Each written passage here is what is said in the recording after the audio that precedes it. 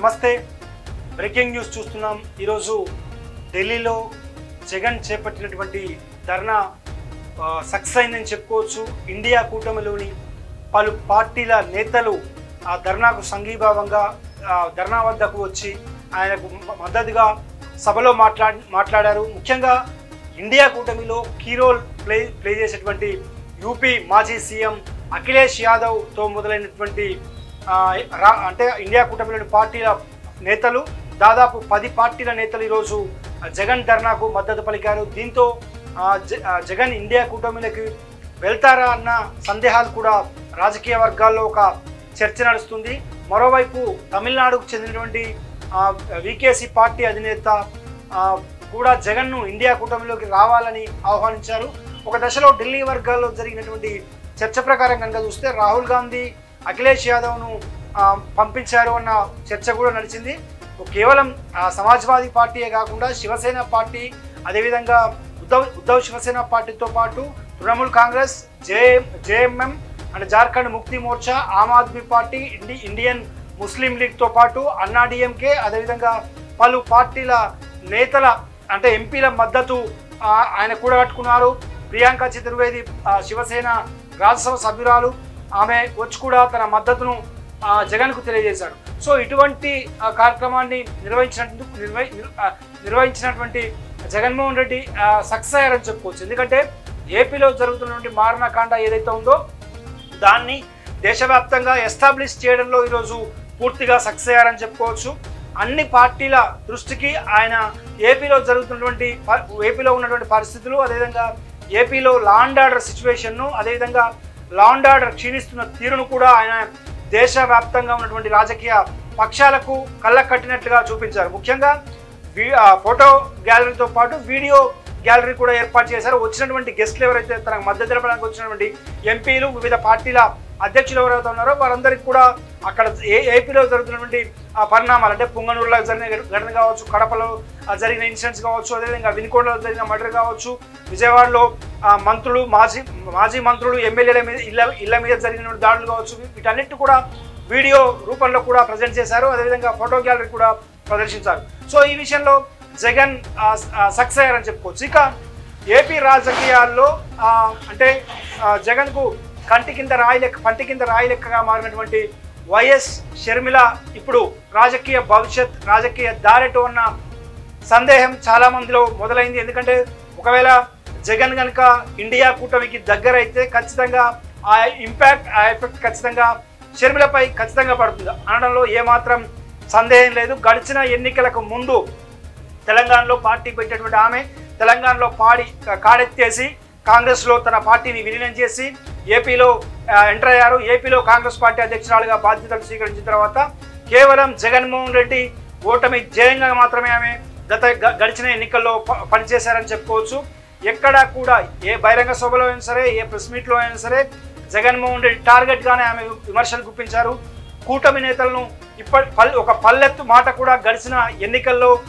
అన్నటువంటి పాపాన పోలేదు షర్మిల ముఖ్యంగా కానీ చూసుకుంటే ఎన్నికలు అయిపోయిన తర్వాత జగన్ 151 సీట్ల నుంచి 11 సీట్లకు పరిమితమయ్యారు కూటమి 165 సీట్లను గెలుచుకుంది అయినప్పటికీ కూడా షర్మిల టార్గెట్ జగన్ మీదే కనిపిస్తుంది ఇటీవల ఆమె వరుసగా మారథాన్ ప్రెస్ మీట్లు రెగ్యులర్గా పెడుతూ ఉంది పెడుతున్నప్పుడు టైంలో కూడా జగన్నే టార్గెట్గా చేస్తూ విమర్శలు గుప్పిస్తుంది వైఎస్ వారసురాలు తానేనంటూ గతంలో చెప్పుకొచ్చిన షర్మిల ఏపీలో వైఎస్ఆర్ విగ్రహాలు కూలగొడుతుంటే ట్విట్టర్లో కేవలం పోస్ట్ చేసిన తప్ప ఎక్కడ కూడా దాని గురించి మాట్లాడినటువంటి దాఖలాలు లేవు జగన్మోహన్ రెడ్డి ఇనిషియేటివ్ తీసుకొని వైఎస్ విగ్రహాలపై కూల్చివేతకు సంబంధించి తన పార్టీ నేతల బృందాన్ని గవర్నర్ దగ్గరికి పంపడం డీజీపీని కలవడం విజయవాడ సిపిని కలవడం ఇవన్నీ కూడా జరిగాయి కానీ షర్మిల మాత్రం ఎక్కడ కూడా వైఎస్ఆర్ విగ్రహాల ధ్వంసంపై కూడా ఎక్కడ మాట్లాడినటువంటి సందర్భాలు లేవు ఇక ఓడిపోయిన తర్వాత ప్రతిపక్ష నేత ఓత దక్కకపోయినప్పుడు కూడా జగన్ను టార్గెట్ చేస్తూ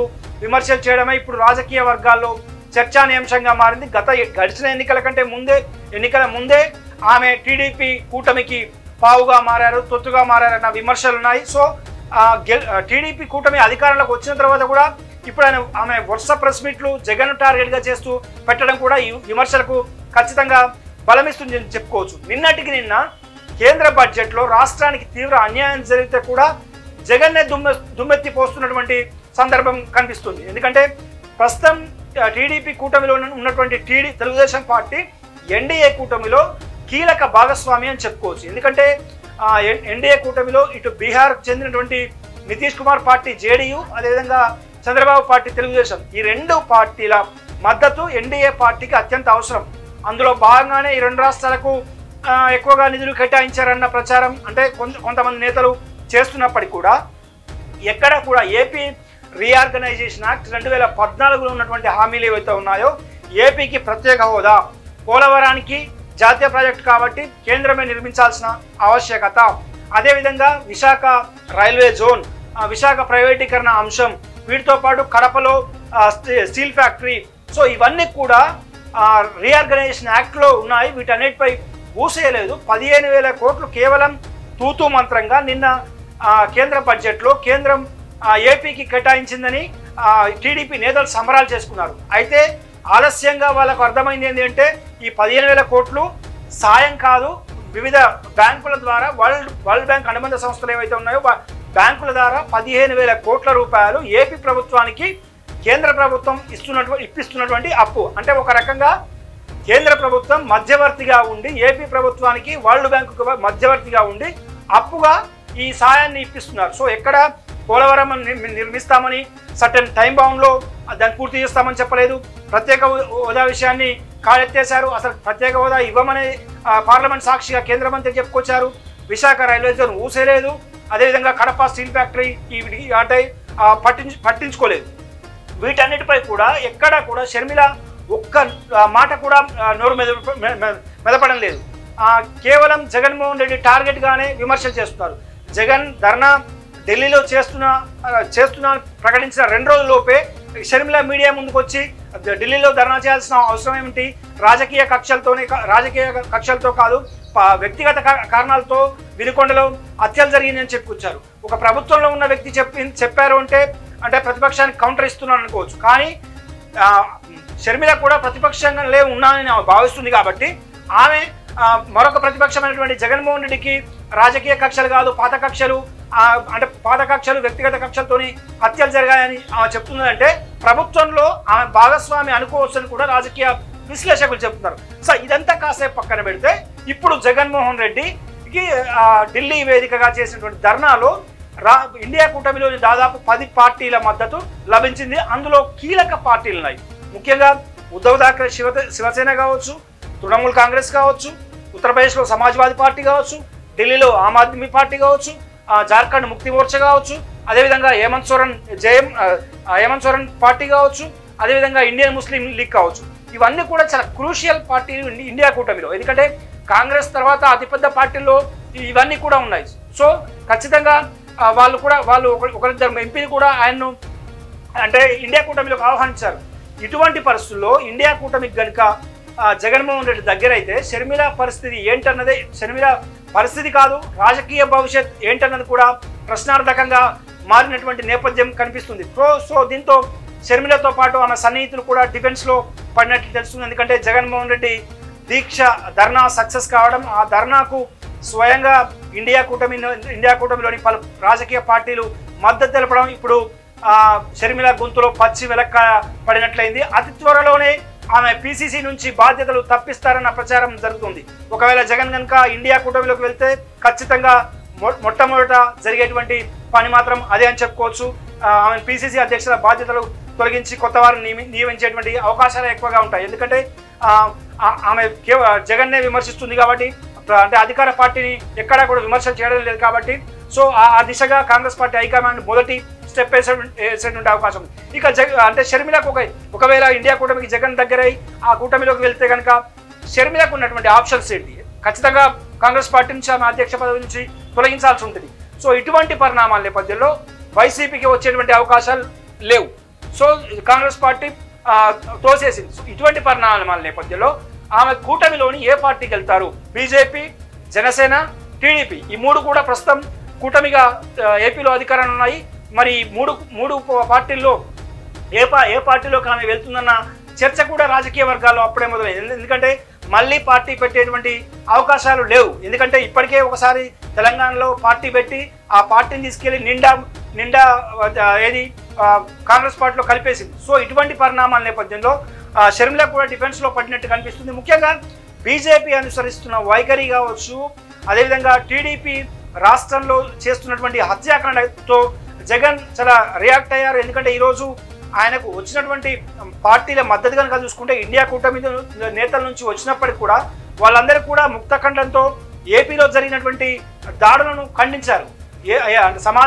సమాజ్వాదీ పార్టీ అధ్యక్షుడు అఖిలేష్ యాదవ్ అయితే చంద్రబాబు ఎల్లకాలం ముఖ్యమంత్రిగా ఉండరు, మళ్ళీ జగన్ ముఖ్యమంత్రి అవుతారు, ఇటువంటి రాక్షసకాండకు తెరలేపుతున్నారు, యూపీలో ఇలాంటి పరిస్థితులు ఉన్నాయి, అక్కడ బుల్డోజర్ల రాజకీయం నడుస్తుందని కూడా ఆయన తీవ్రస్థాయిలో వ్యాఖ్యలు చేశారు.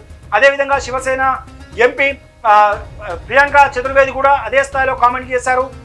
ఇట్లా అనేక రాష్ట్రాల సంబంధించి ముఖ్యంగా తమిళనాడు, అదేవిధంగా ఢిల్లీ, పంజాబ్, అదేవిధంగా ఉత్తరప్రదేశ్, పశ్చిమ బెంగాల్. సో ఈ 4 రాష్ట్రాలు ప్రస్తుతం ఇండియా కూటమి చేతుల్లోనే ఉన్నాయి.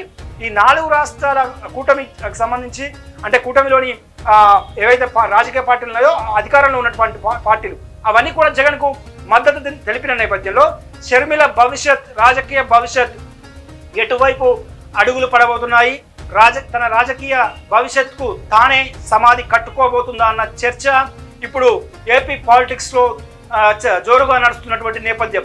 మరొక వారం 10 రోజులు పోతే అంటే ఈ పార్లమెంట్ సమావేశాల ముగిసేలోగా జగన్ పార్టీ కనుక, ఎందుకంటే ఇంకా అంటే బిల్లు కూడా ఇప్పటి వరకు లోక్సభలో ప్రవేశపెట్టలేదు.